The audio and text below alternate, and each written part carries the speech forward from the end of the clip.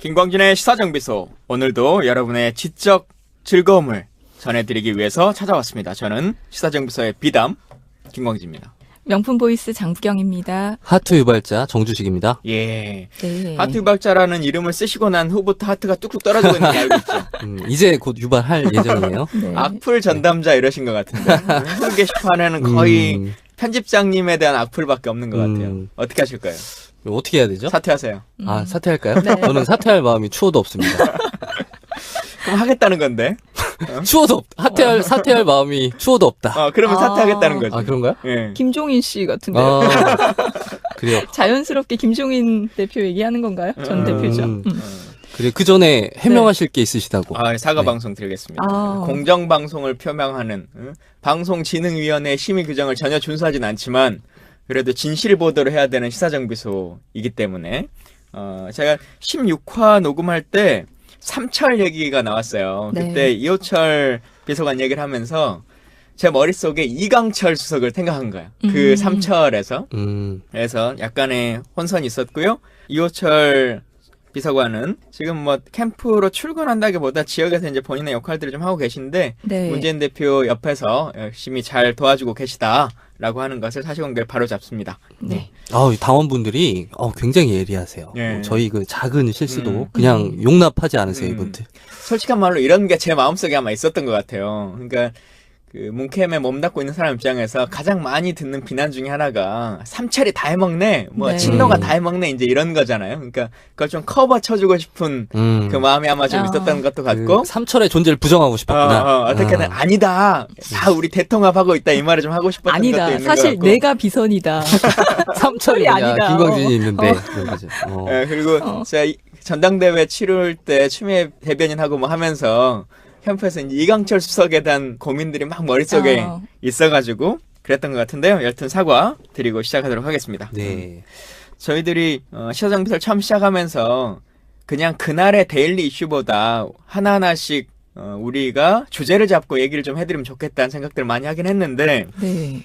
그럼에도 불구하고 요즘은 뭐 모든 사안의 중심이 그리고 메이저 방송사들도 전부 다 그 후보를 중심으로 뉴스가 진행되고 있잖아요. 네. 어제만 해도 각각의 채널들이 안희정, 안철수, 문재인 뭐 초대해가지고 지금 날마다 시리즈로 네. 쭉 하고 있는데 네. 어제 썰전 보셨어요? 저는 한 뒷부분 반 정도 봤어요. 저도 봤어요. 보셨나요? 네. 봤죠. 네. 저는 문 후보한테 좋은 방송이었다. 결과적으로. 저는 잘 포장됐다 뭐 이런 얘기인가요? 포장이 아니죠. 제대로 잘 해명을, 제대로 사실관계를 짚었다. 저는 가장 좀 논란이 됐던 부분 중에 저는 네. 어제 썰전에서 제일 좀 속 시원했던 부분은 문재인 전 대표 그 송민순 회고록 부분 해명할 네. 때 나는 그 회의 주재한 사람도 아니고 참여해서 네. 그런 발언을 하지 않았다는 기록이 여기저기 남아있는데도 계속 매도당하는 게 억울하다 뭐 이런 해명을 하셨는데 뭐 더 이상 반론할 수 없을 정도로 속 시원하게 해명해 주신 것 같아요. 네, 저도요. 언론에서 항상 그 짜집기를 해서 자기들 유리한 프레임으로 만들어서 보도를 하잖아요. 근데 그거를 전후 사정을 다 빼버리고 보도를 항상 하거든요. 근데 그 상황들을 적절하게 자신이 왜 그렇게 얘기를 했는지 그 상황들을 잘 설명해서 좋았다고 생각해요. 그러니까 2012년 그리고 지금의 상황들을 옆에서 봐보면 네. 문재인 대표가 2012년은 사실상 그 정치에 대한 욕구나 이런 것들이 좀 크지 않았던 부분들도 있고 화법이나 이런 것들에 있어서 변호사의 화법이 있는 거죠. 그래서 설득해야 되는 것에 있어서도 합리적 설득이라고 하는 것이 필요한 건데 사실은 유권자를 상대로 하는 것이 변호사 사무실에 찾아오는 손님들하고는 다른 거거든요. 대중적으로 받아들일 수 있는 그리고 디테일한 어떤 하나하나의 사안보다 맥을 짚어서 이건 이렇다 저건 저렇다라고 하는 것에 대한 평가가 해줄 것이 있어야 되는데 기존에는 다 들어보고 현재 있는 규정상은 이런 것 같고 저런 것 같고 그래서 어떤 것 같고 라고 하는 디테일에 좀 빠지는 부분들이 좀 있었던 것 같고 네. 두 번째 보면 요즘은 진짜 농담이 많이 늘었어요. 위트도 는 게 그거예요? 이전에는 어땠어? 많이 늘었고 근데 네. 그게 왜 그럴까라고 생각해 보면 말씀하셨던 것처럼 이렇게 왜곡되고 편집되는 언론의 환경이라고 하는 것이 있잖아요. 네. 그러니까 전제로 막 이런 것들을 얘기하다가 유머를 하나 딱 첨했는데 네. 결국은 나오는 것은 유머만 나오는 거예요. 예를 들면 아직도 그러잖아요. 200톤 금괴설 네. 이런 거 하니까 막 보수 단체에서 실제로 진짜 그게 금괴가 있다라고 하는 걸로 막 얘기 나오는 것처럼 네. 예전에는 그런 것에 꼬투리 잡히지 않을까라고 하는 것들이 많이 있었는데 지금은 그런 정도의 수준은 넘어섰다고 판단하신 것 같고 실제 국민들이 어떤 어법과 언어를 좋아하는지에 대해서 훨씬 더 많이 느끼신 것 같아요. 네, 맞아요. 저는 그 점에서 방송 환경도 바뀐 게 크게 작용을 했다고 해야 될까요? 플러스가 되는 것 같아요. 그러니까 저희 같은 자유롭게 얘기할 수 있는 환경들이 생기니까 입장을 표명할 수도 있고 해명할 그렇죠. 수도 있고 대신 결국- 또 커버 쳐주는 사람들도 네, 있고. 결국 시사정비소가 활성화돼야 된다 이거죠. 근데 우리가 또 정비해야 되는 상황이니까 정비를 네. 조금 해보자면 어제 썰전은 정말 좋았어요. 네. 근데 기 전에 최근에 손석희의 뉴스룸에 한번 나온 적 있잖아요. 네. 네. 네, 근데 그때는 사람들의 평이 별로 좋지 아, 않았단 맞아요. 말이에요. 그러니까 과연 이게 편집의 힘에 부응한 강점을 더 살린 것이냐, 아니면 지난번에 실시간 방송일 때 조금 그때가 좀 못한 것이냐라고 하는 것을 객관적인 평가를 더 해봐야겠지만 그렇죠. 썰전이 이번에 진짜 절묘한 편집과 네. 이제 문재인의 어법 중에 약간 늦은 감이 있는 그런 느낌들 이런 네네. 것들을 잘 살려줘가지고 네. 편집으로 늦지 않게끔 아주 적재적소하게 잘 들어오는 느낌처럼 아. 딱 살려줘서 방송 아주 잘 된 것 같아요. 맞아요. 다른 주자들과 비교를 더 해봐야겠지만 그렇죠. 많은 사람들이 일단 염려했던 부분들에 대한 희석을 거의 다 해준 것 같고 네. 해명해야 될 것들도 거의 다 해명한 것 같고 또 음. 문재인한테 부족했다라고 생각하는 위트와 재미와 유머감 혹은 뭐 그 다른 어떤 진중함 이런 것까지를 다 잘 살려준 것 같아요. 저는 편집보다 저도 뉴스룸을 봤었거든요. 근데 그때 저는 들었던 생각이 손석희 앵커가 어쨌든 질문을 뭐 촌철살인으로 잘한다고 평가를 받지만 당시에는 저는 굉장히 오바스럽다. 꼬투리 잡기가 계속 같은 질문들을 계속 하더라고요. 근데 그 부분에 있어서는 좀 저는 솔직히 당시에 그 인터뷰를 하는 사람이 오히려 저는 그 방송에서는 문제가 있지 않았나라는 생각을 지금 했었거든요. 손석희 까는 건가요? 역시 공격 당하겠죠? 장 PD의 이 팩이 마음에 듭니다. 네. 근데 문 대표가 네. 그 다음날 본인 스스로 네. 좀 평가를 한 게 그때는 뭔가 애둘러서 설명해야 될 것 같았다. 네. 근데 그냥 자신 있게 말할 걸 그랬다라고 네. 하는 평가를 스스로 하긴 했어요. 근데 그거는 너무 겸손하신 것 같아요, 진짜. 저는 좀 문 대표가 좀 더, 그 당시에 저는 시청자 입장을 봤잖아요. 근데 크게 그렇게 얘기할 수밖에 없는 상황이었거든요. 근데도 그거를 그렇게 얘기하시는 건 굳이 그렇게까지는 하지 않으셔도 된다. 그러니까 어제 손석희 역할을 맡았던 분이 전원책 변호사였잖아요. 네. 근데 어제 그 방송에 나왔던 전원책 변호사의 모습은 정말 한 마리 얌전한 고양이 같은 느낌이었어요. 그 모습 처음 봤어요, 네, 그런 모습. 그러니까 처음에 좀 날선 질문들을 하시다가 네. 오히려 공격을 당했어요. 문재인 대표가 좀 부당하다고 이 질문이 생각이 됐는지 네. 아니 왜 그런 질문을 할 수가 있어요? 뭐 이렇게 얘기하시니까 아니 그 제가 하는 건 아니고 사람들이 이렇게 물어보더라. 뭐 이렇게 좀 나름 귀엽더라고요. 근데 네. 본인이 해준 그 질문들이 자기는 이거 치명타를 입힐 수 있는 질문이다라고 생각했을지 모르겠지만 결국은 해명의 기회들을 맞아요. 다 준 맞아요. 질문이어서 에이스였죠, 어제. 네. 그래서 그 또 옆에 있는 유시민 의원이 너무 문재인 변호사였어. 그리고 어제 또 많은 분들이 유시민 전 장관하고 케미가 좋다. 네, 대표가 만난 모습 자체가 너무 흐뭇했다라고 평하시는 분들도 많이 계셨어요. 맞아요. 서로 덕담을 주고받고 얼마나 반가우셨을까요, 그분들. 그러니까요. 사실 문재인 대표가 정치 대선 레이스에 뛰어든게 된 직접적인 이유가 유시민 전 장관의 어떤 단판 설득이었다고 하잖아요. 그래서 몰랐어요. 원래는 서로 2012년 출마하기 전에 서로 밀었다는 거 아니에요? 원래 그 2012년 대선 치러지기 1년 전쯤에 대선 후보 지지율을 보면 유시민 전 장관이 1등이었어요. 그런 시절이 잠깐 있었는데 그러면 본인 욕심 날 수 있잖아요. 네. 근데 그때 막 문재인 그 전 비서실장으로 불리던 시절에 문재인 대표가 정치의 뜻이 없다는 걸 계속 밝혀왔던 분인데 네. 네. 유시민 장관의 설득에 기어이 넘어갔다는 거 아니에요? 말빨. 그렇죠. 유시민의 말빨을 누가 당하겠어요. 아마 장부경도 출마할걸? 옆에서 네. 꼬시면. 근데 우리가 이렇게 문재인이 방송 많이 나갔다, 뭐 다른 주자도 마찬가지지만 이런 얘기를 하지만 또 언론에서는 뭐라고 쓰냐면 혹은 다른 후보들은 문재인은 토론에 응하지 않는다. 네. 그리고 또 기자들은 문재인은 기자들을 제대로 대접해주지 않는다라고 네. 해가지고 막 성명도 내고 그러잖아요. 네. 맞아요. 어떻게 보세요?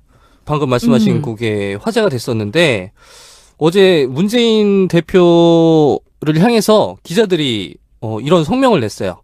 문재인 대표가 언론 통제를 하고 있다.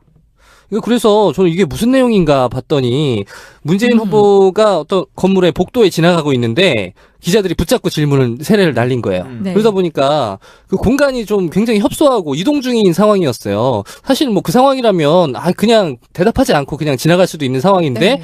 문재인 대표가 뭐 굳이 서서 이런저런 답변을 해주던 와중에 뭐 기자들은 계속 질문이 나올 거 아니에요? 그러니까 좀 지나치다 싶어서 중간에 그 참모진이 이제 그만 좀 하시라 제지를 했는데 기자들이 이게 왜 갑자기 화가 났는지 그 단체로 항의를 했다고 해요. 근데 사실 지나가는 상황이거나 뭐 이렇게 갑작스럽게 기자들이 들이댈 때가 있잖아요. 근데 그거를 꼭 답해줘야 될 의무는 없어요. 아니 근데 네. 답해줘야 될 의무를 떠나서 네. 그 상황의 풀 영상을 한번 봐야 된다는 거예요. 지금 그렇죠. 막 성명만 나오고 막 뭐 하니까 진짜 문재인이 기자들을 막 닥달하고 네. 막 물리적으로 보좌진들이 막 이렇게 뿌리치고 행패 부린 것처럼 느껴지는데 문재인은 답할 걸 다 답했어요. 네. 그 자리에서도 이제 행사가 끝나고 나오는 복도에서 시민들이 일단 사진을 찍고 있는 중이었어요. 셀카를. 네. 네. 그래서 일단 셀카부터 다 찍게 해주세요라고 그 비서진이 얘기를 했고 네. 그래서 기자들이 양해를 했단 말이에요. 그리고 사진 다 찍고 나서 질문을 하죠. 전인범 장군에 대해서 어떻게 할 거냐 네. 라고 했더니 자기는 전인범의 부인을 자문위원으로 모셔온 적이 없다. 네. 이거 답변했었고 그 앞에도 또 하는 답변까지 했어요. 통상적으로 후보든 당대표든 어느 정도 위치에 있고 대변인이라고 하는 것을 옆에 두고 있는 사람들은 한두 개의 질문을 받고 나면 다음 디테일한 백불은 이제 대변인이 하는 것이 혹은 주위에 있는 공보 담당자가 하는 것이 일반적인 관례입니다. 네. 근데 문재인이 한두 개의 답변조차도 응하지 않았다. 사실 그 당시엔 전인범에 대한 답만 해주면 딱 되는 거잖아요. 기자들이 네. 듣는 것은. 그렇죠. 근데 그 뭐 10개, 20개를 다 해줘야 되는 의무는 없는 것이고 네. 또 보좌진들이 이후의 것은 저희들의 질문 드리겠다. 답 드리겠다라고 발언을 했으면 그렇게 정리되면 되는 것인데 네. 왜 이렇게 문재인에게는 진짜 너무 만만하게 보는 건지. 네. 더 웃긴 게 네. 기자들의 항의가 있었다는 소식이 전해지고 나서 곧바로 새누리당 김성원 대변인이 논평을 냅니다. 언론인들이 질문 자체를 못하게 하는 것은 언론의 재갈을 물리려는 것으로 볼 수밖에 없다. 언론 통제 시도에 대해서도 공식적인 사과와 함께 분명한 입장을 밝혀야 할 것이다. 이거 어디다 대고야 이건 또. 어디다 대고. 아니 새누리당이 문재인한테 어. 언론 통제한다고 얘기해. 너무 재밌는 것 같아. 박근혜 대통령 옆에 있던 그 기자들 다 어디 갔냐고. 네. 근데 이렇게 진짜 정치라고 하는 것을 하면 안 될 것 같아요. 네. 언론의 윤리도 그렇고. 그렇죠? 저도 그 지점 얘기하고 싶었는데 청와대에서 얼마 전에 박근혜 대통령이 출입 기자들을 다 불러 모았잖아요. 네. 근데 당시에 어떤 녹음기라든지 취재라든지 아무것도 못하게 했어요. 질문 자체를. 이런 거야말로 정말 언론 통제지. 그러니까 암기력 테스트 하는 것도 네. 아니고. 응? 음. 근데 그런 거에서는 입도 뻥끗도 못하는 사람들이 만만한 게 문재인이야. 네. 당시에 청와대 출입 기자들은 왜 성명서를 내지 않았는지 저는 정말 물어보고 싶거든요. 근데 이제 와서 뭐 이런 거를 가지고서는 언론 통제다. 오호 통제네요, 진짜. 다음번에 여기 그 네. 통제했다고 말하는 문재인 대표 옆에 하림 씨하고 선웅 씨하고 둘이 한번 불러가지고 좋네요. 옆에서 본 문재인의 모습이 어떠냐 우리 한번 얘기해보죠. 네. 그렇죠. 그러니까 이게 만만하다고 얘기하셨잖아요. 그러니까 진짜 이게 만만해 보이는 이유가 또 민주적 리더십을 가진 사람을 이렇게 만만하게 보는 경향이 있어. 예를 들면 되게 패권적 리더십, 권위적인 리더십을 가진 정치인한테는 이런 요구하지 않잖아요. 맞아요. 왜냐하면 그들이 응하지 않을 거라는 사실을 알아요. 네. 근데 그 민주적인 리더십을 가진 정치인한테 끝없이 뭔가를 요구하는 거야. 근데 그 요구 자체가 나쁘다고 보진 않아요. 충분히 뭐 기자들과 소통을 더 해줬으면 좋겠다. 뭐 이런 아쉬움은 전달할 수 있죠. 근데 이게 그래서 평판이라는 게 중요한 거야. 아까 말씀하신 그 청와대 기자들이 이 기자라는 직군에 대한 평판을 다 흐려버린 거지. 니들이 언제부터 이렇게 강단이 있었어? 이런 질문이 대본에 나오게 되는 거죠. 그러니까 그때마다 왜 갖다 대는 기준이나 잣대들이 다르냐는 거죠. 똑같이 갖다 대야죠. 그러니까 만약에 이런 그 비판이 좀 못마땅한 하시다면 그런 기자분들이 계시다면 대중한테 화를 낼 것이 아니라 그 청와대 기자들한테 가서 따져야 돼요. 니들이 우리 직군에 대한 평판을 다 망쳤으니 어떻게 책임질 거냐 이렇게 따져야 될 것 같아요. 또 하나의 뭐 내용을 보자면 네. 뭐 이게 에피소드로 끝났을 수도 있고 아니면 살아있는 것일 수도 있는데 갑자기 단독 기사라고 해가지고 김종인 대표에게 안희정 지사가 경제의 전권을 맡겼다. 깜짝 라고 놀랐죠. 하는 기사가 막 떴어요. 네. 그리고는 안희정 캠프에서 바로 문자 메시지를 통해서 그 기사는 사실관계가 아니다. 네. 라고 하는 것을 밝혔는데, 김종인 대표, 과연 어떤 행보를 할 것 같으세요? 두 분은? 근데 그 전에 이 사안만 놓고 봤을 때 저는 김종인이 흘렸을 수도 있다고 생각하거든요. 이 내용을. 안희정이 네. 흘리진 않았겠지. 그러니까 김종인이 자기 유리한 쪽으로 하기 위해서 흘렸을 수도 있죠. 근데 안희정 측에서는 실제로 만났을 수도 있잖아요. 얘기를 나눴을 수도 있죠. 만난 거는 몇 번 몇 차례 만났다고 나왔을 만났다고 거잖아요. 얘기가 했는데 지금 시기적으로 그거를 해야 될 게 아니고 뭐 조율이 필요한 상황이었는데 그냥 먼저 흘려버린 거죠. 네. 그러면 김종인 씨가 결국에 네. 안희정 캠프에 들어가고 싶어서 그렇게 네. 속마음을 내비친 거다. 그렇게 언론 플레이를 한 거다. 이렇게 보시는 건가요? 네, 그럴 수 있다고 생각해요. 근데 까였잖아, 결국에. 이거 이제 어떻게 되는 거예요? 이분은 어디로 갈까요? 알아서 또 찾겠죠. 그러니까 네. 김종인 대표가 실은 본인도 대선 출마의 의지가 있다라고 하는 것을 네. 계속 막 표명해 왔었잖아요. 네. 킹메이커에 머물지 않겠다라고 네, 했었는데 이제 그러려면 탈당할 거 아니겠냐. 이 당에서는 사실 뭐 후보가 되기가 거의 불가능한 사람이니까. 네. 그런데 탈당은 하지 않겠다. 지금 이렇게 선언을 했단 말이에요. 네. 물론 이분의 추호도라고 하는 말이 어느 정도의 신뢰성을 담보할 수 있는 건지는 잘 모르기 때문에 탈당하지 않겠다는 말도 정치는 생물이다 이걸로 이제 끝낼 수 있겠지만 네. 뭐 정계은퇴 선언하고도 다 돌아온 사람들 많잖아요. 맞아요. 근데 네. 현재 본인의 입장을 그대로 인정한다고 치면 우리 당에 남는다면 문재인하고 손잡을 수는 없는 거죠. 지금 상황에서. 그리고 이재명과도 별로 맞지 그렇죠. 않을 거예요. 근데 이 사람은 안 되는 쪽에는 줄 서지 않는 사람이거든요. 가장 가능성이 높은 가능성이라고 사람한테. 하는 것을 보고 무조건 줄을 서기 때문에 근데 염려할 거예요. 안희정이 실제 이길 수 있을까?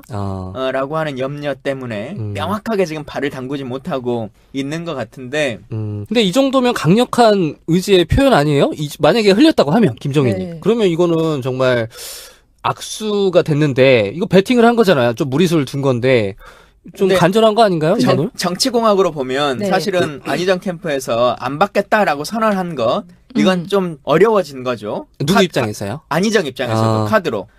안희정 입장에서의 확장성을 생각해 본다면 김종인도 꼭 나쁜 카드는 아니겠죠. 네. 제 같으면 반대하겠지만 그냥 객관적인 평가로 보면 또 나쁜 카드는 아닐 수 있는데 정치 공학적으로 보면 네. 그렇죠. 근데 지금 이런 상황이 되면 안희정 입장에서 김종인을 받지도 못하고 못 받지도 못하는 상황이 딱 된 거예요. 네. 이제 무슨 명분으로 받겠어요? 네. 그래서 이걸 잘 아는 김종인 대표가 흘렸을 수 있는 거죠. 네. 어차피 이렇게 던지면 받을 네. 수밖에 없다. 안 받는다고 선언하면 너 나 완전히 나랑 끝나는 거야 라고 하는 것이 성립되기 때문에 네. 자연스럽게 받을 수밖에 없지 않겠느냐라고 네. 했는데 안희정이 나가게 된 기본적인 거죠. 네. 정치 셈법에서 네. 좀 잘못 다른 카드를 제시한 거죠. 이 네. 원칙주의자로서 네. 확정되지 않은 것에 대해서 그건 나중에 문제고 지금은 아니다 라고 하는 걸 선언해 버리니까 예를 들면 애둘려 말할 수 있잖아요. 네, 맞아요. 여러 논의 중에 있는 것이지만 이렇게 기사에 나올 만큼의 내용이 담보되지 않았다. 네.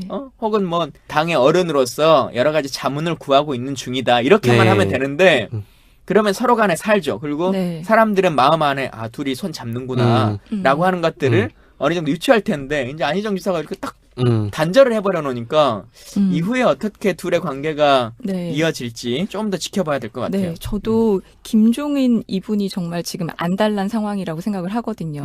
그래서 제대로 간을 한번 봤다. 근데 결국 나가리가 됐다라고 생각이 들어요. 이게 네. 만약에 한 달 전쯤에 이런 보도가 나왔으면 네. 사람들이 믿지 않았을 거야. 에이, 안희정이 김종인이랑 손잡을 리가 없지. 네. 근데 이게 지금 분위기가 막 대연정 선언하고 예전에 그 박정희 대통령에 대한 07 과사함 발언이 막 이렇게 다시 회자가 되고 있는 이른바 안희정의 우클릭 행보가 진행되고 있는 와중에 김종인 설이 딱 터지니까 이 연상이 되는 거. 이제 여기까지 간 거야? 안희정이? 게다가 그럴 그 수도 전에 있겠다. 네. 김종인 대표가 안희정 만나서 이것도 오버다라고 나왔지만 탈당을 종용했다는 둥 맞아요. 아니면 이제 50대 기술원으로서 어떤 당을 바꿔봐야 된다는 둥 이제 이런 얘기들을 계속 흘리고 다녔기 때문에 네. 네. 이제 둘의 관계가 그렇게 짬짬이가 되나 보다라고 사람들이 이제 생각하게 된 거죠. 그럼 이 상황에서는 이제 김종인 전 대표는 김종인 의원이죠. 문 전 대표 측에 가서 어쨌든 손을 내밀 수 있지 않을까요? 지금 꼴이 뭔가 우스워진 거 아니에요? 시도하는 게 있지 않을까요? 그럴 수도 있다고 저는 생각해요. 네. 이분 어쨌든 당신이 나 영입해 온 거 아니요? 라고 네. 하는 카드는 살아있고, 네. 문재인 대표 입장에서 봐도, 그때 데려온 것이 선거 때는 잘 효용 가치가 있었지만, 지나고 나서는 조금 찝찝하다라고 하는 생각은 있어도, 네. 완전히 버릴 수도 없고, 음. 또, 그냥 손을 딱 잡기도 애매한 관계일 수는 있죠. 그리고 네. 나름대로 문재인과 안희정의 가장 큰 차이점은 뭐냐면, 사실 안희정의 입장에서는 경선에서 이겨야 되는 거잖아요. 네. 네. 그게 중요한 거죠. 근데 당내 선거인 경선에서 김종인을 모시고 오는 것이 확장성이 있는 것이냐, 당내 아, 선거에. 그렇죠. 라고 하면 사실상 아니거든요. 이런 네. 거죠. 김종인이 끌고 온 표가 경선에 참여하지 않을 것이다라는 거잖아요. 네, 근데 문재인의 입장에서는 뭐 사실상 경선을 이길 수 있다라고 하는 입장에서는 본선 경쟁력의 표의 확장성이라고 하는 걸 생각하면 김종인의 표가 괜찮아요. 네. 그래서 문재인은 손잡을 수 있겠죠. 음. 공학적으로만 보면. 네. 근데 안희정은 사실 지금 도움될 일이 하나도 없는 건데 네. 저는 참모된 입장에서 김종인 대표가 캠프에 오는 것이 네. 경선에서든 본선에서든 별로 도움되지 않을 거다. 아, 본선에서도 라고 생각합니다. 네. 네, 우리가 아무리 응급한 시기에도 그 혈액형은 맞춰가지고 수혈을 하기 네, 때문에 맞아요. 조금 더 아무거나 먹으면 배탈 나요. 그 지난 시간에 그 대선 캠프 분석하면서 제가 드렸던 말씀이랑 좀 비슷한 맥락인 것 같아요. 그러니까 네. 좋은 사람을 받는 것도 중요하지만 해가 될 수 있는 사람을 받지 않는 것, 이것도 중요한 전략인 것 같아요. 예. 네. 이렇게 뭐 현안 몇 가지 좀 나눠봤는데 그래도 원래 우리가 해야 될 이야기를 해봐야 되겠죠? 이슈 정비 시간인데요. 자유한국당이라고 하는 걸로 최종적으로 이제 이름을 정했어요. 새누리당이. 네. 이제 자유한국당으로 불러줘야 될 것 같은데 자유한국당 하면 가장 먼저 떠오르는 게 자유당. 자유당. 이잖아요. 네. 우리 자유당으로 시작되는 보수 정당의 역사라고 네. 하는 거 이번 이슈 정비 시간에 한번 쭉 훑어보도록 하겠습니다. 말씀하신 것처럼 많은 분들이 네. 자유당을 연상을 하죠. 예. 네. 그래서 그런 식으로 보면 당명을 자유한국당으로 하겠다는 건 뭐 부정선거를 하겠다는 건지 아니면 사사오입을 하겠다는 건지 아니면 뭐 네. 민간인을 학살하겠다는 건지 예. 뭐 이런 뉘앙스가 자꾸 비쳐서 근데 네. 좀 안 좋은 이미지가 연상되기는 한데 네, 네. 근데 이분들은 아마 그런 게 와닿지 않 이런 걱정이 와닿지 않을 거예요. 왜냐하면 이분들은 이승만을 국부로 모시는 분들이라 일단 그 전에 네. 우리가 자유한국당이라고 하면서 자유당 이렇게 말하는데 네. 그 한나라당 새누리당이죠. 이름도 헷갈려 이제. 새누리당의 원내대표는 그리고 네. 대표는 약칭은 우리 한국당이다. 네. 이렇게 불러달라고 얘기를 했으니까 네. 네. 원하는 대로 이름은 불러주죠 뭐. 예. 네. 사실 근데 이렇게 부르면 안 되는 거죠. 반칙이죠. 한국에 있는 정당 이름이 한국당이라는 건 이렇게 그 아주 뭐 보편 타당한 누구나 같이 공유할 수 있는 단어를 네. 자당의 이름으로 쓰는 건 이건 반칙이. 저는 이렇게 불러주기 싫은데. 음. 아무튼 그렇게 부르도록 하겠습니다. 네, 보면 새누리당이 그 당명을 바꾼 이유를 정우택 원내대표는 이렇게 얘기를 했어요. 보수 정당으로 새로 태어나기 위한 몸부림, 용트림으로 봐달라. 대통령과의 선긋기라면 탈당을 주장했을 것이다. 당명 개정은 쇄신의 일환이다. 기본적으로 여기는 대통령하고 선을 긋거나 대통령 박근혜 지우기를 할 생각이 없는 사람들만 남아 있는 거잖아요. 네. 그 선을 긋겠다고 하는 사람들은 바른정당으로 넘어간 거고. 네. 이게 말도 안 되는 얘기죠. 아니 네. 대통령과 선을 긋지 않고 쇄신을 하겠다? 그러니까 지금 대통령이 탄핵당하고 대선을 새로 치러야 되는 국면에 있는데 이 상황이 대통령 때문인데 대통령하고 선을 긋지 않고 쇄신을 하겠다는 건 이건 뭐 그냥 세탁하겠다는 얘기죠. 그런데 대통령이라고 하는 어떤 자리, 그러니까 살아있는 힘이 주는 능력도 있지만 박근혜라고 하는 사람이 가지고 있는 보수 집단의 우상화가 있잖아요. 네. 박정희 신화, 박근혜 신화라고 하는 그 뿌리, 그리고 네. 그것을 통해서 얻어지는 지역적 어떤 이득이라고 하는 것들을 버리지 않겠다라고 하는 선언이라고 보는 게 맞겠죠. 그래서 댓글들 보니까 여론 네티즌들이 그냥 친박연대로 해라. 뭐 갑자기 한국당이냐. 그냥 친박연대지. 친박연대 2 시즌 2 그렇죠, 이렇게 하는 시즌 거지. 2. 진짜 친박연대라는 정당이 있었어요. 그것도 네. 얼마나 한국 정치에서 그렇죠. 웃긴 일이에요. 그 정당 만들었던 분이 지금 요당에 계시잖아요. 네. 서청원 의원님. 음. 그 먼저 자유한국당이라는 이름에 대해서 이게 도대체 뭘 뜻하는지 그래도 이름을 지었으니 한번 네. 우리가 뜯어볼 필요는 있는 것 같아요. 예.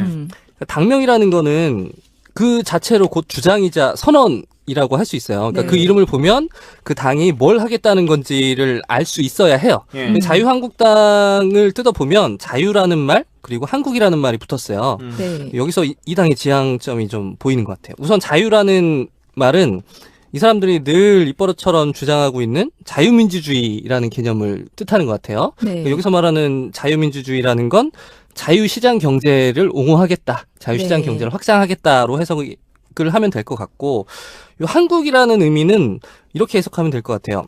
신한국당, 한나라당, 새누리당, 또 자유한국당까지 이렇게 이어지는 계보에서 보면 계속해서 한국이라는 가치, 여기서 말하는 새누리당의 누리라는 것도 결국에 그 우리나라를 뜻하는 그렇죠. 우리말이거든요. 예. 네. 그럼 보면 계속해서 반복되고 있어요. 근데 여기서 말하는 국가의 이름을 계속 강조한 거는 뭐냐면 전체주의적, 국가주의적 성향을 잘 드러내고 있는 아주 솔직한 저는 네이밍이라고 생각을 해요. 그러니까 비교적 이건 친절한 당명이에요. 그러니까 자유시장 경제 체제를 확산시키고 또 한편으로는 전체주의적, 국가주의적 국가를 지향하겠다. 이런 네. 뜻으로 해석이 될 것 같은데 좋은 말로 해석하면 아름답게 표현하면 이렇게 되고 이걸 좀 쉽게 얘기하면 이런 거예요.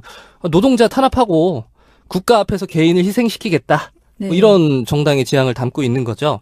그러니까 이름을 보니까 이거 제가 개인적으로 딱 싫어하는 당이라는 걸 알 수 있을 것 같아요. 근데 21세기의 국가주의라고 하는 것이 사실 용어를 인식할 때 현재는 국가주의는 곧 국가 책임주의라고 하는 것으로 인식하는 것이 맞는 거잖아요. 정치 언어로만 보면. 긍정적으로 해석하면. 그죠? 네. 아니, 근데 여기는 국가가 책임져야 되는 어떤 것들에 대한 고민은 없고 국수주의에 훨씬 더 가까운 거죠. 그렇죠.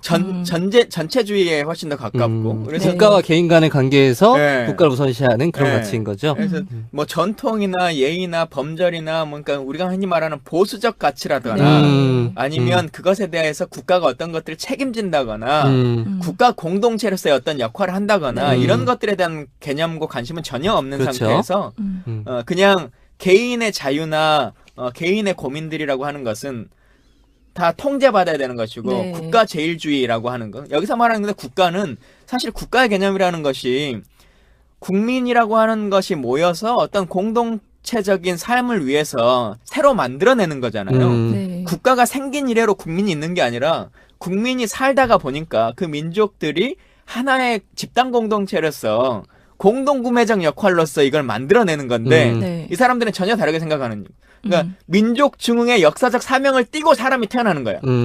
예. 사람들이 네. 살다 보니까 민족 증흥이라고 하는 것 혹은 국가 유지라고 하는 것들을 위해서 같이 합심하자라고 하는 게 아니라 네.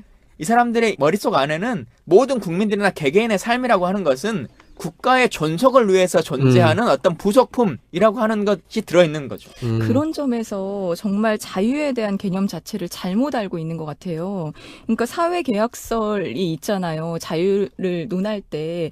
그러면 사회 결국 구성원들이 그 계약에 의해서 필요에 의해서 만들어진 건데 그 바탕이 자유가 되는 건데 그게 아니라 오히려 국가주의적 사고를 가지고 있으면서 그게 자유민주주의다. 라고 얘기를 계속 하고 있잖아요. 그 자유민주주의라는 말 자체에 좀 오해가 있는 것 같아요. 네. 자유민주주의라는 말 앞에 붙은 이 자유는 우리가 흔히 이야기하는 어떤 국가로부터의 어떤 시민의 자유. 네. 를 뜻하는 게 아니에요. 여기서 말하는 자유라는 건 시장 경제 체제를 옹호하는 네. 시장 자유주의를 뜻하는 거니까 네. 지금 방금 말씀하신 어떤 시민권으로서의 자유? 이거랑은 네. 전혀 상이한 개념이라는 걸 알고. 근데 마치 자유민주주의라는 말을 들면 마치 진짜 이게 아주 네, 지고지순한 그렇죠. 우리나라의 가치인 것처럼 저 태극기 시위하시는 분들이 이렇게 많이 얘기하잖아요. 네. 자유민주주의를 수호해야 된다. 이렇게 얘기하시는데 거기서 대통령도 그 말을 했죠. 그렇죠. 네. 근데 자유민주주의라는 건 헌법에도 나와 있지 않은 말이에요. 네. 그러니까 우리가 지향해야 할 그 공동체가 지향해야 할 가치가 아니라는 거죠. 그러니까 그 정당이 지향할 수는 있어. 그러니까 시장경제를 옹호할 수 있잖아요. 근데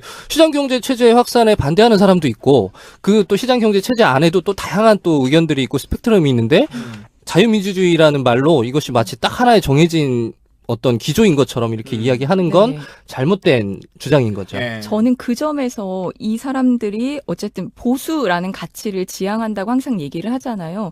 근데 과연 이게 정말 보수인가라는 걸 봤을 때 아까 말씀하신 것처럼 국수주의를 결국 표방을 하면서 그것을 보수라고 그 포장을 하고선 나타나는 거잖아요.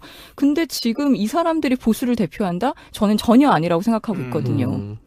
자, 제 질문 하나 드리고 싶은데 네. 편집장님이나 PD님은 어디 정당에 입당해 본 적 있으세요? 전 한 번 있습니다. 한 번 어디? 제 또 정치적 지향을 이렇게 밝히네요. 예전에 군소정당이었죠. 네. 개혁국민정당이라고 2000년대 초반에 그때 김원웅 의원님하고 예. 뭐 유시민 의원님하고 이렇게 계시던 당이 예. 있었어요. 저는 없어요. 없으세요? 네. 예. 저도 개혁당 출신이거든요. 아, 그런가요? 여기서 네. 이런 동지를, 이렇게- 10년 전 동지를 만나네. 개혁당을 하다가 이제 네. 열린우리당으로 합당될 때 그때는 난 별로 동의하고 저도요. 싶지 않다 그래가지고 네. 탈당하고 10년간 거의 당적 없이 있다가 이제 네. 여기로 들어왔었는데 여기라는 곳은 지금의 민주당 예, 말씀하시는 그렇죠. 거죠? 예, 근데 그 작은 정당이라고 했던 개혁당의 가장 첫 번째 슬로건이 뭐였냐면 100년간은 정당을 그렇죠. 만들겠다라고 하는 거였어요. 네. 근데 얼마 만에 없어졌어요? 2년 만에 없어졌죠. 네. 근데 그 작은 정당도 슬로건으로서는 10년 전에도 100년간은 정당을 만들자라고 네. 하는 거였는데 요즘은 아예 그런 슬로건 자체가 없는 것 같아요. 이 정당이 오래도록 지속되고 존속되고 해서 당의 힘을 가지고 뭐 어떻게 가자라고 하는 말 자체가 네. 당명도 워낙 뭐 자주 바뀌고 뭐 하다 보니까 그게 별로 의미성 있는 말인가? 라고 한 생각을 한단 말이에요. 그렇죠. 근데 실제 뭐 외국들을 보면 100년간은 정당들도 많이 있고 네. 정당의 이름이 이렇게 바뀌는 경우들이 흔치 않은데 그렇죠. 일단 뭐 보수 정당의 흐름도 있겠고 민주당 계열도 있겠고 진보 정당이 세 개의 흐름으로 나눠볼 수 있겠습니다만 네. 오늘은 일단 보수 정당을 중심으로 한번 쭉 훑어보도록 하겠습니다. 네. 그러니까 자유당부터 지금 자유한국당에 이르기까지 네. 이 당이 도대체 어떻게 변신을 해왔는지 한번 쭉 빠르게 훑어볼게요. 예. 쭉 보면 이승만의 자유당, 그다음에 박정희의 공화당, 전두환의 민정당, 노태우의 민자당, 김영삼의 신한국당, 이명박의 한나라당, 박근혜의 새누리당 이렇게 크게 집권 세력별로 보면 이렇게 변화를 해왔어요. 예. 그러면 처음에 자유당을 먼저 볼까요? 뭐 자유당, 이승만의 자유당 하면 생각나는 건 부정선거. 이런- 그렇죠. 부정선거 4.19, 네. 뭐 4.4.5입, 그렇죠. 삼성기현. 그렇죠. 하야. 뭐 이런 게 생각이 나죠. 네. 어. 네, 자유당은 부정선거 규탄했던 그 4.19 혁명 있죠. 그걸로 인해서 4.16 이승만 대통령이 하야로 이어지면서 결국에는 없어지고 맙니다. 그 다음에 나오는 게 민주공화당이죠. 네. 네, 보통 공화당이라고 많이 부르죠. 네. 박정희 전 대통령이 창당한 정당이에요. 아, 이게 민주공화당이었네요. 저는 그냥 공화당이라고만 생각했었거든요. 그러니까요. 다들. 네. 네, 참 민주를 어떻게 갖다 붙일 수가 있는지 참 자, 그렇게 공화당으로 넘어가는데 공화당 하면 뭐 생각나세요? 박정희의 군부 세력이 생각이 나죠. 5.16 군사 결국. 쿠데타 네, 네. 라고 하는 것인데 그래서 박정희가 피살될 때까지 정당 최장수 기간인 17년 동안 집권 여당으로 군림을 했습니다. 근데 18년 장기 집권 우리가 흔히 이렇게 말하잖아요. 네. 근데 이것도 용어를 좀 다시 바꿔볼 필요가 있다고 생각해요. 어떻게요? 18년 장기 집권만의 문제가 아니라 이 사람은 그때 사망했기 때문에 집권이 끝난 것이지 네. 정상적으로 임기를 이때 마무리해야겠다라고 하는 게 아니었잖아요. 그러니까 사실상 종신 집권을 한 거예요. 이분이 다음에도 살아 있었으면 네. 계속 했었을 거 아니겠어요? 네, 그렇죠. 맞아요. 그러니까 근데 여기서 또 같이 고민해야 될 게 이런 거죠. 박근혜 대통령의 생각은 어떤 걸까? 네. 라고 하는 건데 박정희의 이 18년 장기 집권, 사실상 네. 종신 집권이라고 하는 것이 박근혜 대통령의 입장에서는 어쩔 수 없는 5년이지만 내가 이걸 종신 집권하는 거라고 생각할 수 있는 거예요. 이 용어의 차이를 잘 생각해 보시면 네.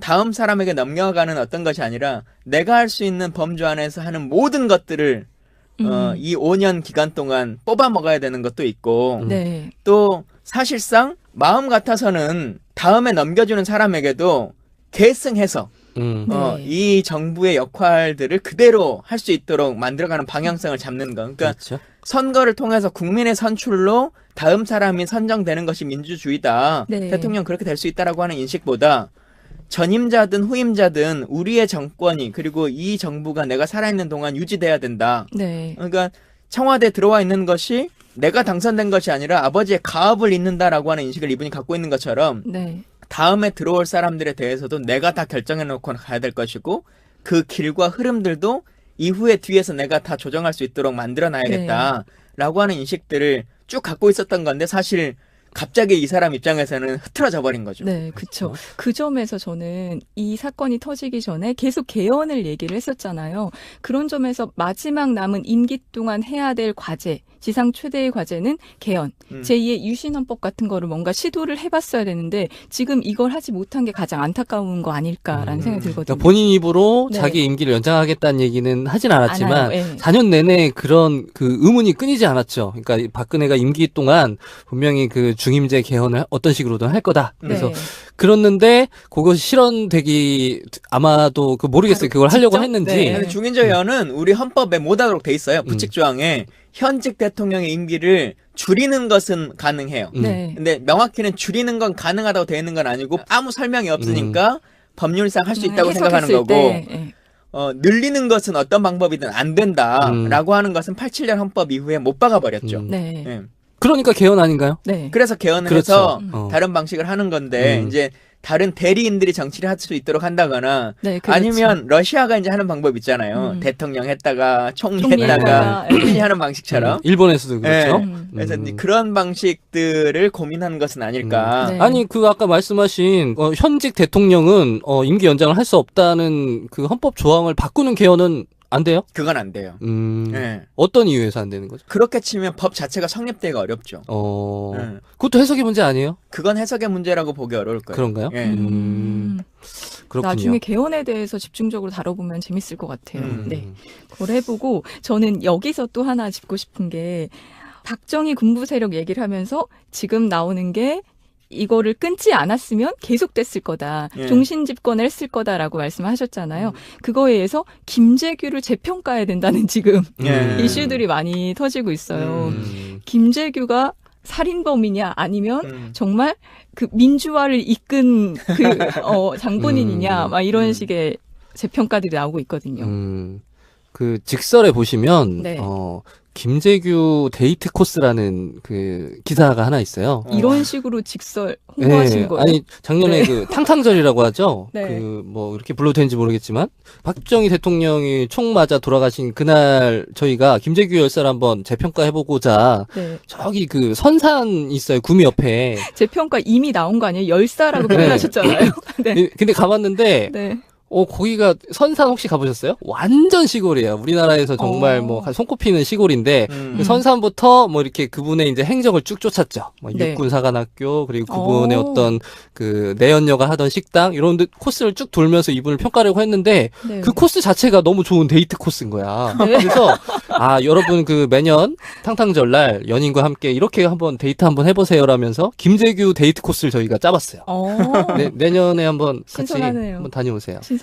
그러니까 10월 26일이 네. 대한민국에서 참 3번의 총성으로 유명한 것 같아요. 그러니까 박정희의 사망일이기도 네. 하고 네. 또 그날이 안중근 의사가 이또를 저격한 날이거든요. 그래서 일제의 종식을 선언한 한 날이기도 하고 또 이 말을 공교롭게도 이 바로 전날인가 그 다음 날인가 박근혜 대통령이 첫 번째 사과를 한 날이에요. 네. 그러니까 두 번의 상황은 실제 총성으로 울렸다면 네. 세 번째 박근혜의 총성은 이 민주주의의 성숙도로 만들어내는 총성이 될 수 있는 거죠. 그렇게 참 의미 있는 날이 된 거죠. 네. 10월 26일이. 네. 김재규 특집 한번 내년에 10월 26일에 한번 좋아요. 해보죠. 보고. 그때까지 방송 갈 수 있어야 되는데. 네. 그리고 민주공화당 다음에 바통을 물려받은 것이 신군부 세력이죠. 네. 네. 우리 흔히 말하는 민정당. 네. 그렇죠. 네, 민주정의당이죠. 네, 네. 근데 이걸 들어보니까 네. 사실 이제 저희 당 야당 계열을 사람들이 민주당 계열 이렇게 부르잖아요. 맞아요. 네. 근데 여기도 뭐 민주공화당, 민주정의당, 민주자유당, 자유민주연합 뭐 이렇게 다 쭉 했던 걸로 보면 그 3당 합당이라고 하는 걸 전에도 우리가 네. 말하는 보수 집단 혹은 군부 독재의 시절에도 여기도 뭐 민주당 계열이네요. 이름이. 네, 보면은 우리나라 정당 수가 193개 이상 이렇게 이름이 막 바뀌었대요. 아, 그동안 역대로. 네. 예. 근데 이 중에 정당 명에 가장 많이 쓰인 단어가 민주라고 한대요. 네, 41번. 네. 그 이유를 좀 생각을 해보면 이런 게 아닐까요? 한국 정치사에서 가장 첫 번째 과제, 화두 그것이 바로 그 민주화 였지 않았을까. 그건 또 반대로 이야기하면 민주적이지 못한 한국 정치사를 좀 단적으로 보여주는 이름인 네. 것 같기도 해요. 그거에 대한 욕구. 그렇죠. 민주화를 이뤄내야 된다는 근데 이 민주화에 대한 욕구를 여당 지지자들도 갖고 있었던 것 같아. 예전에. 네. 그러니까 이분들이 못 모르고 뭐 이렇게 그분들 찍으면 민주주의 해줄 것 같으니까 막 공화당에도 찍고 자유당에도 찍고 네. 여기 뭐 민정당에도 찍고 뭐 이런 거 아니겠어요? 그럴 수도 있고 우리 이제 헌법 정신상 대한민국의 기조가 민주공화국이잖아요. 그러니까 민주라고 하는 것은 기본적인 국가의 토대라고 할 수 있는 거고 공화는 사실 이제 공화당 이후에 공화당에 대한 재평가도 있지만 우리 동무라고 하는 말 있잖아요. 단어 중에. 네. 어렸을 때는 참 잘 쓰는 잘 말이었는데 썼어요. 요즘은 네. 안 쓰잖아요. 네. 북한이 사용하는 단어라 그래서. 인민이라는 말도 비슷하죠. 네, 그래서 공화국이라고 하는 것, 그러니까 민주공화국에서 민주는 그대로 우리가 차용해 쓰는데 네. 왠지 공화는 북한이 써야 될 것 같은 공화국에서 왔어요? 그러면 북한 사람이라고 생각하지 남한 사람이라고 생각하지 않잖아요. 네. 그러면서 점점 민주공화국의 국가 이념 안에서 공화라고 하는 것은 버리게 되니까 네. 남는 건 사실 민주 하나밖에 없는 거죠. 그래서 음. 그 뒤에 이념으로서는 민주라고 하는 것을 명확히 하고 자본주의적 성향에서는 이제 자유냐 자유. 아니면 뭐 좀 복지나 분배 이쪽이냐라고 하는 걸로 네. 좀 나뉘어지는 거죠. 그리고 나서 네. 민자당으로 이어지죠. 네. 민주자유당. 네, 역시 노태우 민주가 체제에서. 들어갑니다. 그러게요. 네. 87년 6월에 민주화 항쟁으로 만들어진 이른바 87년 체제 이후에 1988년 노태우 정부가 출범을 합니다. 네, 그렇죠. 근데 13대 총선에서 125석밖에 획득을 못하면서 여소야대 전국이 펼쳐져요. 그래서 뭘 할 수가 없는 거야. 네. 그래서 이때 아주 한국 정치사의 뼈아픈 또 네, 맞아요. 이분들이 그런 삼당 합당. 꼼수를 네. 부리죠. 3당 합당. 김영삼의 통일민주당, 김종필의 신민주공화당이 합당을 하게 돼요. 예. 민주정의당이랑. 그러면서 민주자유당이 탄생을 하게 됩니다. 그러네요. 네. 이때도 근데 지금 있는 당들의 이름은 다 썼어. 민주정의당, 통일민주당, 신민주공화당. 참. 돌려막기네요. 그냥 단어를 여기저기 해가지고. 보다 보면 진짜 헷갈려요. 진짜. 근데 결국 이렇게 해서 김영삼이 대통령 당선이 되긴 했는데 재집권에는 성공하긴 했습니다만 네. 결국 이제 정치라고 하는 것이 같은 뜻을 가진 사람들이 정치를 해야 되는 거잖아요. 네. 근데 계속 간에 갈등 관계가 벌어지고 서로 간에 이권 다툼이 있고 하다 보니까 네. 95년도 6월 지방선거에서도 완전히 뭐 참패하게 되고 네. 11월 12월 뭐 노태우 전두환 자기들이 합당해가지고 막 이렇게 같이 해보자는 사람들도 이제 구속되는 네. 이런 사태까지 이제 초래된 거죠. 예. 네. 그래서 두 갈래로 또 나눠지게 돼요. 자유민주연합이랑 자민련이라고 네, 불리죠. 그렇죠. 예. 신한국당으로 나눠져서 이어지게 그러니까 됩니다. 노태우, 김영삼, 김종필이 만났는데 네. 노태우는 시대가 끝났고 구속됐죠. 예, 시대가 끝났고 남아있는 것이 YS와 JP 연 건데 JP는 자민련으로 만든 거고 YS는 신한국당이라고 신한국당. 하는 것으로 네. 만들면서 자기들 생각하는 적통이라고 하는 것은 신한국당으로 이어간 거죠. 네. 근데 여기서 삼김 중에 빠진 이름이 하나 있죠. 이 3당 야합에 참여하지 않은 DJ가 빠졌어요. 네. 근데 그 자민련 신한국당 갈라진 한 축이었던 김종필 씨가 네. 이후에 또 DJ와 만나는 아주 또 기구한 또 네. 인연이 있어요. 지금은 뭐 오늘은 여권 정당들의 네. 이런 당명 변천사를 보고 있으니까요. 김종필 씨가 몇 선 의원인 줄 아세요? 이분 구선 의원 아닌가요? 그러니까 9선. 그러면은 이게 최다선인가요? 최다선. 그렇죠. 현재는 네. 최다선인데요. 구사 36. 아니 일제 강점기가 36년이잖아요. 야 일제 강점기 시절이랑 같은 시절을 근데 이때는 국회의원으로 보냈어요. 국회 해산도 있고 아. 뭐도 있어서 1년짜리 뭐 며칠짜리도 아. 있긴 있어요. 근데 뭐 산출로 하면 30년 넘겠는데 아. 편집장님 같으면 9선 의원 하실래요? 한 달만 해도 대통령 한번 해보실래요? 아, 그거 고민된다. 아. 당신이 JP다. 그러면 제가 싸가지의 특성을 아는데 네. 대통령 한 번 하고 끝난다. 나 그럴 것 같아. 난 그럴 것 같아. 아니 9선에 총리까지 다 해먹었잖아요. 아니, 그래, 대통령 한 번이 더 세지. 그치. 그렇지. 응? 사람들 기억하는 건 대통령인데. 음. 총리 이름 아무도 못 외워요. 그래요. 총리는 연금도 안 나와. 대통령은 연금도 나오잖아요. 근데 이분이 구선을 하시고서도 아직도 욕심이 남아서 10선에 도전했다가, 아 그랬던가요? 네, 출마하셨다가 낙마하셨잖아요. 아 그러면은 총리까지 한 다음에 그렇죠. 총리 한 다음이죠. 한참 다음이죠. 18대였던 걸로 알고 있어. 아깝겠다. 이건- 두 자릿수의 진짜. 선수를 평생 한번 네. 아마 전무후무할 텐데 이 네. 기록을 깰 수 있는 사람이 안타깝네요. 의원님도 도전하세요. 잠깐 김건진 의원 지금부터 10선 하면 몇 살이죠? 몇 살? 10선. 제가 일단 1선을 했으니까 네. 9선 그것까지 남은 쳐서. 거잖아요. 네. 그러면 94, 36이면은 제가 지금 37이니까 73. 73. 반기문 씨보다 그럼- 맞나요? 김종인 대표랑 비슷하지 않아요? 아니 그것도 네. 9선이 끝나는 나이지. 어. 9선 시작하는 선거 때는 좀 더 4년 앞이잖아요. 할 수 있다. 그죠? 아이, 뭐- 할수 있네. 아니 그리고 지금이랑 그때랑 평균 수명이 한 10년은 차이 날 거야. 어? 아, 진짜 권력 의지는 알아줘야 돼. 아니 근데 뭐 재선이나 하고 얘기를 해야지. 뭐 아이, 무슨 그러면 얘기하고 우리 있어. 대통령을 한 이후에도 출마하는 국회의원으로 한번 해볼까요? 우리? 그건 가능한가요? 가능하죠. 어. 대통령은 출마 못해도 국회의원 다시 할 수 그럼요, 있다. 그럼요. 네. 그렇구나. 할 수 있습니다. 그렇군요. 그 대통령 한 다음에 내각제로 바꿔가지고 시사정부에서 듣는 분들 빨리 줄 잘 서세요. 네, 요거 캡처해 뒀다가 요거 좀 따놨다가 나중에 나중에 써먹어요. 이 글이 20년 후에 성지가 됩니다, 여러분. 잘 기억해 주십시오. 예. 그래요? 우리 어디까지 했죠? 자민련과 어. 신한국당으로 나눠지는 것까지 어. 했는데 이제 이 법통을 누가 계승하냐라고 하는 고민이 들잖아요. 네. 그렇죠.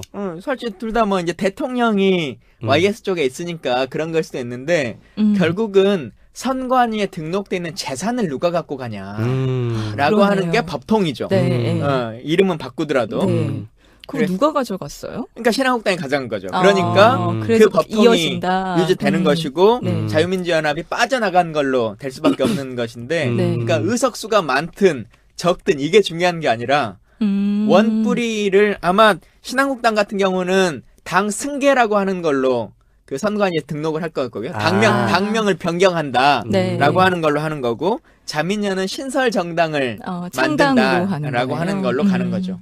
이제 좀 익숙한 이름이 나와요. 신한국당 다음에 이제 한나라당이 나오죠. 한나라당은 어떻게 출범하게 됐죠? 한나라당 하면 차떼기당 이게 가장 유명한 것 그렇죠. 같은데. 가장 유명하죠. 차떼기당. 맞아. 예. 그러면은 이회창 총재가 네. 3번인가 대선 출마했죠. 그렇죠. 무소속까지 네. 하면 그렇죠. 그러면 처음에 출마했던 것은 신한국당 이름으로 출마했나요? 네, 그렇죠. 맞아요. 97년 네. 당시의 이름이 신한국당이었죠. 아, 맞네요. 네. 이회창이 그러면서- 95년도 정도부터 이렇게 흔히 말하는 대세론으로 막 떴었는데. 네. 네.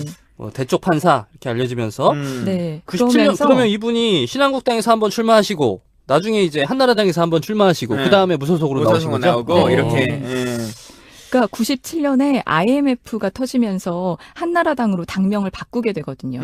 그러면서 자연스럽게 이회창 후보가 나오게 되는 거죠. 그렇죠. 이때 YS 정부가 하도 욕을 많이 먹으니까 네. 이렇게 안 되겠다. 그러니까 지금 바꾼 건 당면 바꾼 거랑 박근혜 욕 먹으니까 자유한국당으로 바꾼 거랑 똑같은 이유인 뜨는 거죠. 권력과 지는 권력이 이렇게 네. 서로 간에 짝짝꿍이 돼가지고 합심하는 건데 음. 이회창 입장에서도 이회창을 중심으로 하는 이제 그때는 주류가 된 거고 네. 그 다음에 YS를 그대로 따르는 비주류라고 하는 입장에서 야 바꾸자라고 하는 그렇죠. 것이 통한 거죠. 예. 그러니까 IMF 환란 이후에 그 YS 네. 정부의 실책을 이제 다시 한번 세탁하고자 한 이름의 변경이었죠. 얼굴에 점 하나 찍겠다라고 하는 네. 것인데 그렇죠. 그 IMF에 대한 것도 버리고 이회창 입장에서는 이제 내 당을 새로 만들어보고 싶다라고 하는 욕구가 있었을 거예요. 네. 예. 이번에 자유한국당으로 바꾼 이유랑 뭐 같다고 보면 되겠죠.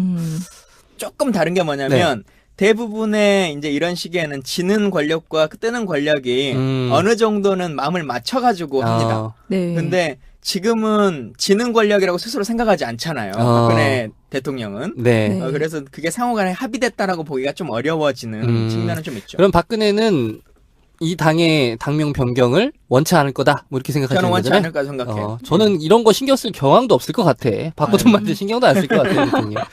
아무튼 근데 이렇게 당 이름을 새롭게 바꿨으면 좀 네. 잘 해야 되잖아요. 근데 이분들이 당 바꾸고 나서 2004년에 네. 어마어마한 짓을 저지르죠. 네, 맞아요. 16대 대선에서 이회창 후보가 대기업들로부터 800억 원의 선거 자금을 트럭째 받은 거죠. 그래서 차떼기당으로 오명을 덮어씌게 됩니다. 날짜를 좀 조정하자면 2004년에 검찰 조사가 이제 있는 거고 네. 실제로는 2002년 선거 때 그렇죠. 받은 네. 자금이잖아요. 그 노무현 대통령과 선거를 치를 때 완전히 그냥 대기업들한테 팍팍 걷어가지고 아예 차체로 그리고 기존에는 그냥 봉고차나 뭐 이렇게 해왔는데 이때는 1톤 트럭으로 해서 고속도로 휴게소에서 차체로 바꿨다는 거 아니에요. 네. 예. 그리고 나서 한번 차떼기 이후에 아주 위기에 처했죠. 근데 음. 이 당을 구해낸 사람이 바로 박근혜 대통령이에요. 그러니까 차떼기 공격을 막 받고서 이제 얘네가 반성한답시고 네. 천막당사 기억나시죠? 네. 그 돈도 많았다며 이때 돈이 없어서 천막 차는 게 아니라 반성하겠다며 천막 당사를 치고 거기서 막 쇼를 한 거야. 막 골로 출근하고 막 네, 그러면서 맞아요. 어쨌거나 요 쇼맨십이 통해서 다음 17대 총선에서 승리를 합니다. 그리고 이 앞에 하나의 이벤트가 더 있어요. 뭐가 있죠? 뭐냐면 차떼기 때문에만 이걸 한 게 아니라 네. 원래 이제 최병렬이라고 하는 사람이 당 네, 대표였었거든요. 그렇죠. 네. 한나라당 대표였는데 그때 이제 탄핵에 노무현 대통령 탄핵에 같이 하고 하면서 음. 도저히 국민들의 지지를 받을 수가 없다라고 네. 하는 것 때문에 사과한다라고 네. 하면서 천막 당사로 이제 넘어간 거죠. 아, 네, 그렇죠. 맞아요. 탄핵 역풍 때문에. 예. 그러면서 중요한 얘기를 구원 빼먹었네. 투수로 음. 박근혜 지금 선거의 대통령이 그쵸 음. 대두를 하면서 그때 당시 돌고 있는 사진을 보면 그 현판을 내리는 게 참 유명한 사진이 있어요. 그래서 현판을 내리고 그 천막을 치면서 여의도 앞에서 그런 퍼포먼스를 벌이게 되죠. 쇼는 잘해요. 네. 쇼는 잘해. 음. 순천에 그 선거 치르면 이정현 의원이 쇼맨십이 진짜 강한 사람이잖아요. 네. 사람들이 막 이렇게 그래요. 그럼 우리 지지자들이 아우 진짜 저 사람 쇼인데 쇼에 넘어가지 마세요. 막 이렇게 얘기하잖아요. 그러면 옆에 있는 시민들이 뭐라 그러냐면 민주당은 쇼라도 좀 제대로 해봐라. 아. 이제 이렇게 얘기하거든요. 어. 예, 참 안타깝습니다. 네. 우리도 쇼를 잘해볼게요. 네. 이 천막 당사 시절 당을 잘 수습해서 박근혜 대표가 총선에서 승리하면서 그때부터 선거의 여왕이라는 타이틀을 만들어가기 시작해요. 네. 근데 그 당대표로서 선거를 잘 치렀는데 이후에 당 대통령 후보 경쟁에서 경선에서 졌죠. 네, 그렇죠. MB한테 지면서 대선 주자로서 이명박 대표가 선출이 되고 결국에 당선이 됩니다. 예. 그 이듬해 바로 총선이 치러지죠. 2008년 18대 총선이 치러지는데 이때 공천을 두고서 이때부터 이제 친이계, 친박계 갈등이 이제 아주 격화되기 시작했어요. 그러니까 당선된 대통령 입장에서는 자신의 친위 부대로 그렇죠. 이제 당을 집권 여당을 재정비하고 싶은 네. 거잖아요. 그렇죠. 게다가 바로 전에 선거를 치렀으니까 딱 1년 만에 선거를 치렀으니까 얼마나 네. 그 갈등 관계가 막 첨예하게 있겠어요. 맞아요. 네. 그래서 뭔가를 진짜 내 사람으로 다 채워보겠다라고 네. 하는 흔히 말하는 공천 학살이 네, 이루어지게 그렇죠. 되는 거죠. 그러니까 대다수의 그 친박계들이 공천 학살을 당하면서 결국에 당에서 나오게 돼요. 그러면서 만들어진 게 친박연대죠. 정확한 이름은 미래희망연대라는 예. 이름으로 창당을 했다가 근데 네. 공식 명칭이 나중에 친박연대로 바뀌기는 해요. 네. 다시 맞아요. 등록을 해요. 예, 진짜 대한민국의 역사 이래로 이런 무식한 이름이 나올 수 있을까? 과연 네. 향후에도. 그 재밌는 게 당시 친박연대를 이끌고 나가서 그 당의 수장이 되셨던 서청원 의원님이 네. 지금 새누리당에 있죠. 자유한국당에 여전히 계시죠. 네. 네. 근데 또 그 윤리위원회에 또 그거는- 제소돼가지고 맞아요, 책임져라라고 해서 지금 물러났나 아니나 요즘 뭐 뉴스에 거리가 안 되니까 그 당은 네. 잘 모르겠어. 이분 징계받은 걸로 이분 알고 친박연대 있어요. 할 때도 공천원금 받아가지고 그때 징역 갔다 오셨잖아요. 그러게요. 예. 참 뭔가에 걸리는 사람들은 매번 걸려. 응? 그리고 나서 2011년 10월에 서울시장 보궐선거가 있었어요. 네. 그 오세훈 시장이 무상급식 때문에. 그렇죠. 무상급식 파동으로 물러난 이후에 이제 새누리당 후보로 나경원 후보가 출마를 했는데 네. 야권 연대로 등장한 박원순 후보에게 패배하게 됩니다. 네. 그 무렵에 그 선거에서 중앙선관위 홈페이지 디도스 공격 사태가 벌어졌잖아요. 네. 그때 그 배후에 이 새누리당 캠프가 있었다는 사실이 드러나면서 네. 이제 궁지에 몰리게 돼요. 예. 네. 여기서 또다시 구원투수로 등판한 게 박근혜예요.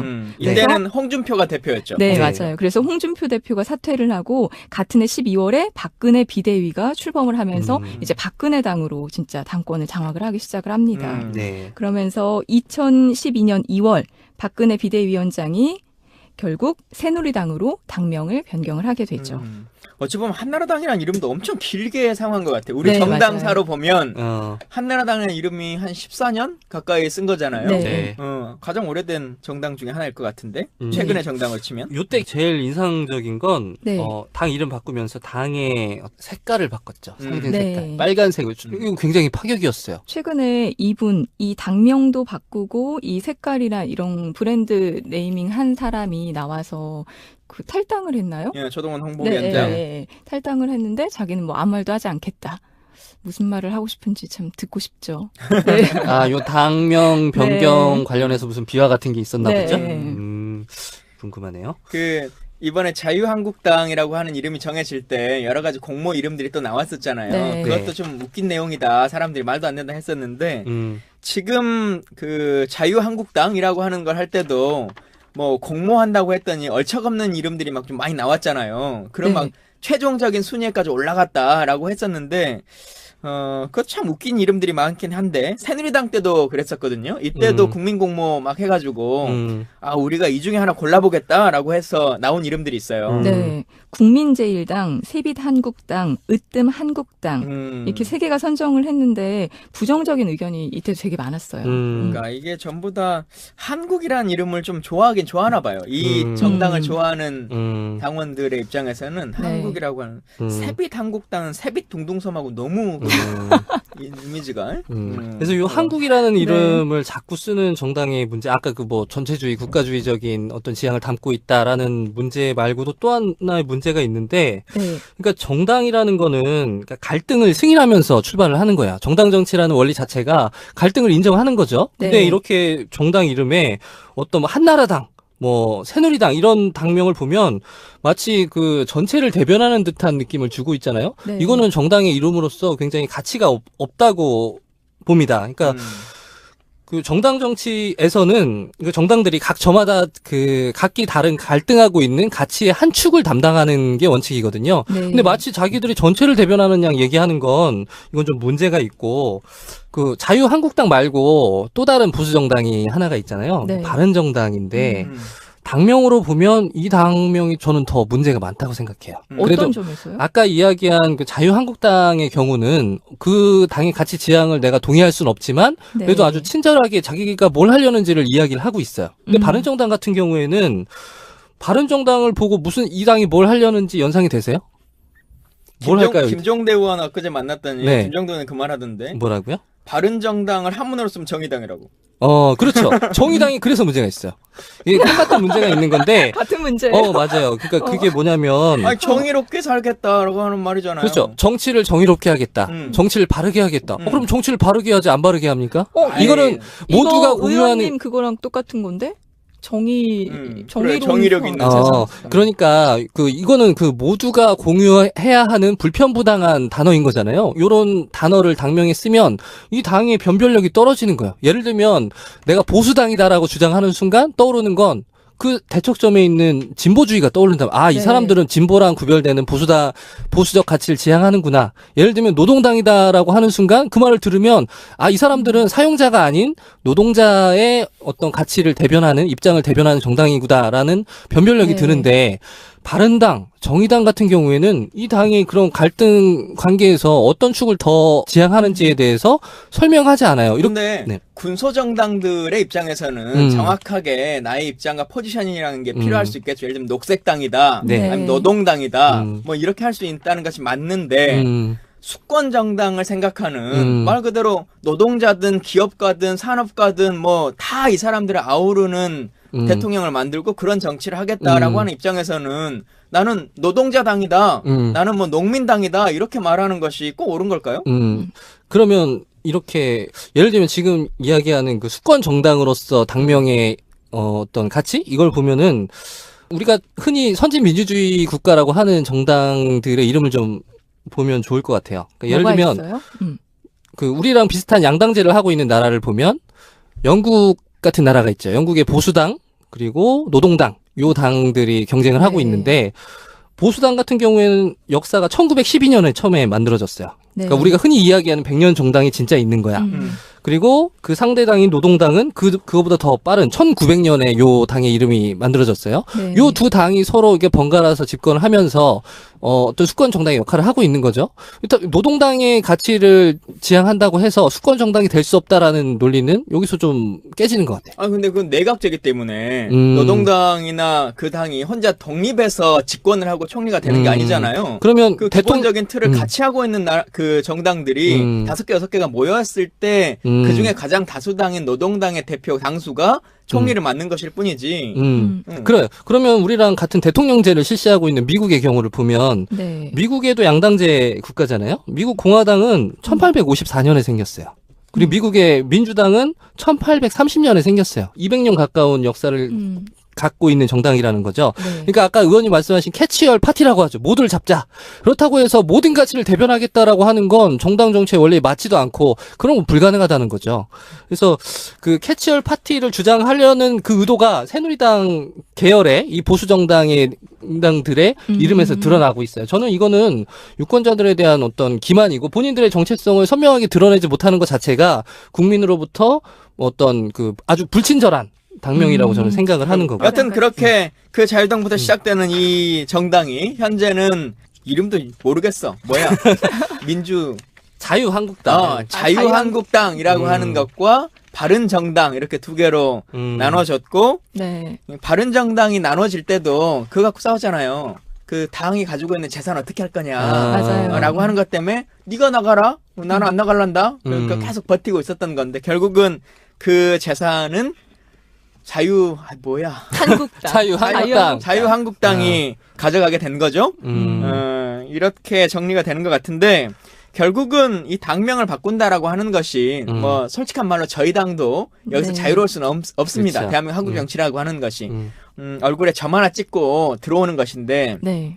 그동안은 국민들이 좀 많이 이해해 준 측면도 있고 그렇게 거듭나 보려고 하나보다 라고 네. 하는 걸로 속아주기도 하고 저희 당 사람들끼리만 얘기하다가 뼈를 깎는 각오로 혁신하겠다 해가지고 진짜 깎았으면 지금은 남아있을 뼈도 없겠다고 맨날 하는 말이 있거든요. 네. 네, 근데 그동안에는 통했을지 모르겠는데 과연 지금도 통할까? 그러게요. 그러지 않을 것 같아요. 그러니까 국민들이 이제 당명 바꾸는 게 의미하는 바를 다들 잘 알고 계실 거예요. 네. 자꾸 이름을 바꿔야 되는 그 사람들의 심정은 난 이해가 돼.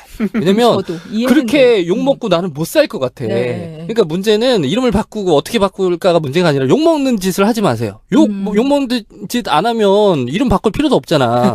네.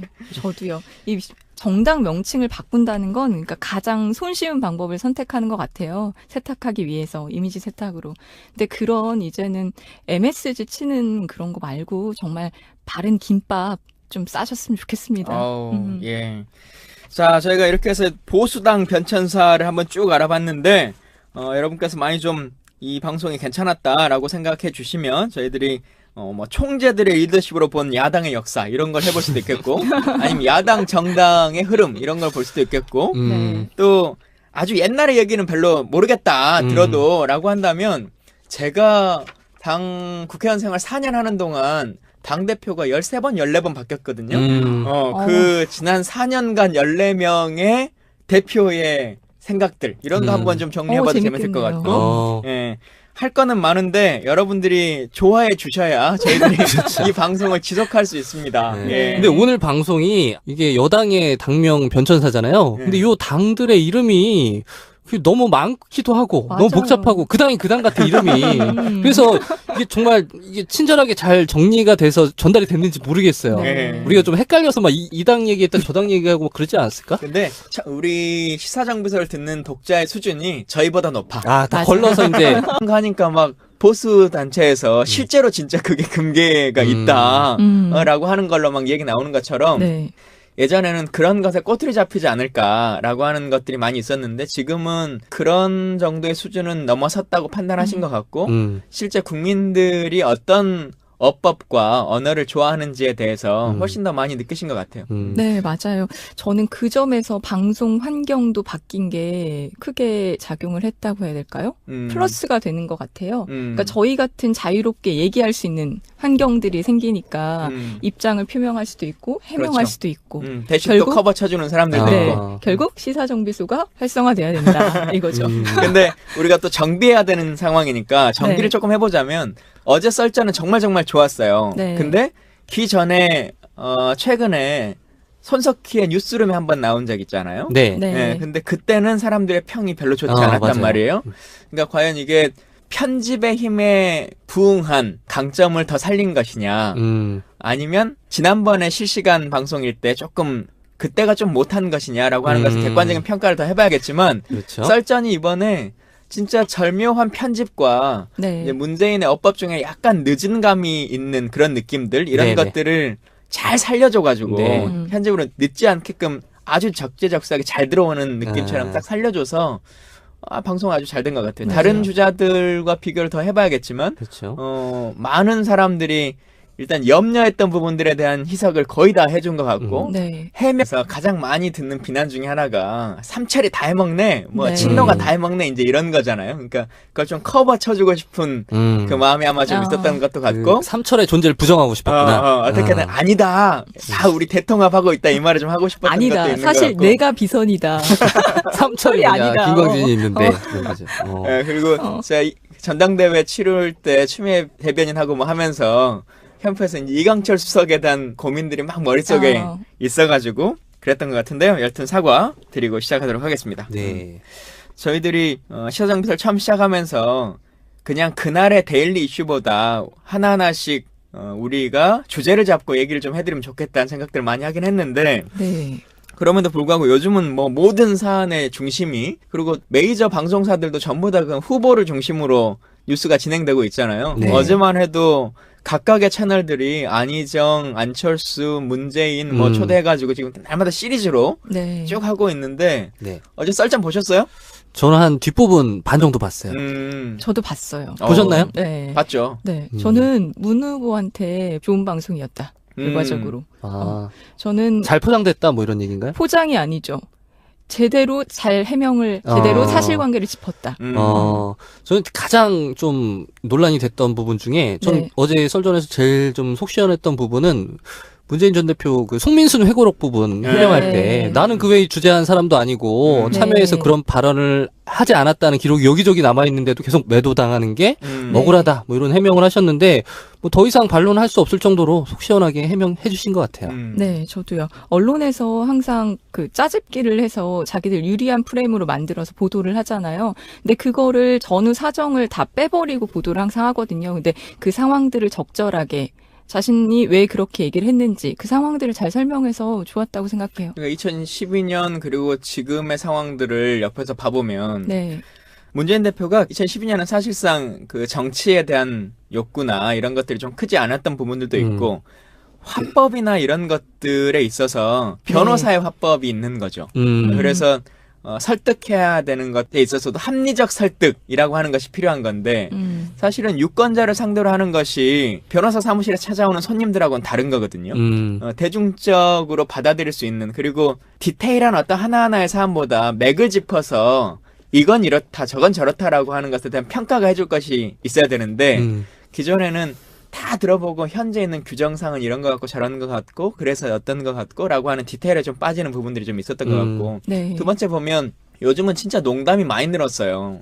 위트도 는 게 그거예요? 이전에는 어땠어? 많이 늘었고 근데 네. 그게 왜 그럴까라고 생각해 보면 말씀하셨던 것처럼 이렇게 왜곡되고 편집되는 언론의 환경이라고 하는 것이 있잖아요. 네. 그러니까 전제로 막 이런 것들을 얘기하다가 유머를 하나 딱 첨했는데 네. 결국은 나오는 것은 유머만 나오는 거예요. 예를 들면 아직도 그러잖아요. 200톤 금괴설 네. 이런. 김광진의 시사정비소, 오늘도 여러분의 지적 즐거움을 전해드리기 위해서 찾아왔습니다. 저는 시사정비소의 비담 김광진입니다. 명품 보이스 장부경입니다. 하트 유발자 정주식입니다. 예. 네. 하트 유발자라는 이름을 쓰시고 난 후부터 하트가 뚝뚝 떨어지고 있는 거 알고 있죠. 이제 곧 유발할 예정이에요. 네. 악플 전담자 이러신 것 같은데 후 게시판에는 거의 편집장님에 대한 악플밖에 없는 것 같아요. 어떻게 하실 거예요?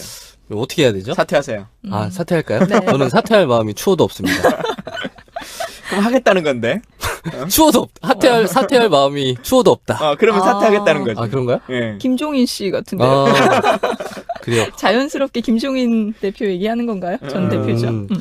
그래, 그 전에 해명하실 게 있으시다고. 사과 네. 방송 드리겠습니다. 아. 공정방송을 표명하는 방송진흥위원회의 심의 규정을 전혀 준수하진 않지만 그래도 진실 보도를 해야 되는 시사정비소이기 때문에 제가 16화 녹음할 때 삼철 얘기가 나왔어요. 네. 그때 이호철 비서관 얘기를 하면서 제 머릿속에 이강철 수석을 생각한 거예요. 그 삼철에서.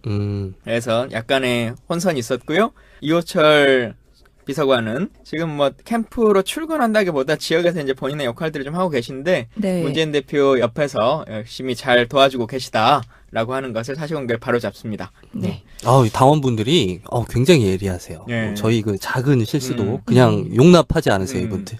솔직한 말로 이런 게 제 마음속에 아마 있었던 것 같아요. 그러니까 그 문캠에 몸담고 있는 사람 입장에 해명해야 될 것들도 거의 다 해명한 것 같고 또 문재인한테 부족했다라고 생각하는 위트와 재미와 유머감 혹은 뭐 그 다른 어떤 진중함 이런 것까지를 다 잘 살려준 것 같아요. 저는 편집보다 저도 뉴스룸을 봤었거든요. 근데 그때 저는 들었던 생각이 손석희 앵커가 어쨌든 질문을 뭐 촌철살인으로 잘한다고 평가를 받지만 당시에는 저는 굉장히 오바스럽다. 꼬투리 잡기가 계속 같은 질문들을 계속 하더라고요. 근데 그 부분에 있어서는 좀 저는 솔직히 당시에 그 인터뷰를 하는 사람이 오히려 저는 그 방송에서는 문제가 있지 않았나라는 생각을 지금 했었거든요. 손석희 까는 건가요? 역시 공격 당하겠죠? 장 PD의 이 팩이 마음에 듭니다. 네.